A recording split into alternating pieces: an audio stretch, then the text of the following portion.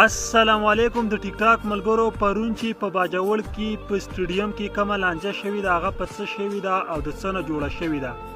آر زیډ کې ټیم ریحانزیب شهید ټیمو او ګلظفر ټیمو ملګرو دا لانجه په دې شوې ده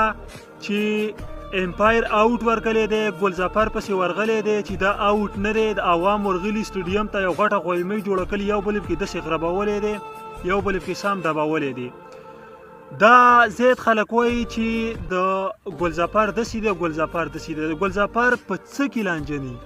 په سیاست کې د هغه لانجه الیکشن کې مخیل نه و ګلظفر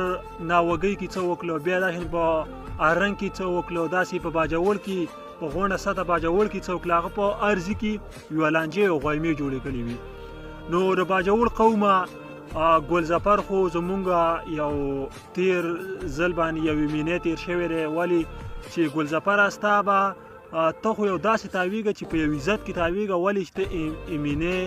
تیر شوی یو ور سړی دی پیژني تا له داسې نه ده پکار چې ته لانجې کې ته خو ته به چې تا موږ مینې کړو ته به امن سره راولي ته خو په خپله لانجې کې نو ته به عوامو له څه یو تربیت ورکړي داسې ماشومانو له به څه یو تربیت ورکړي ولې چې ته په تیر ځل مینې تیر شوی وي نو موږ به دا سوچ کولی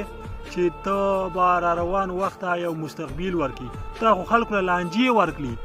په باجوړ کې په ارزي کې لانجه کېږي دستا نه جوړېږي نو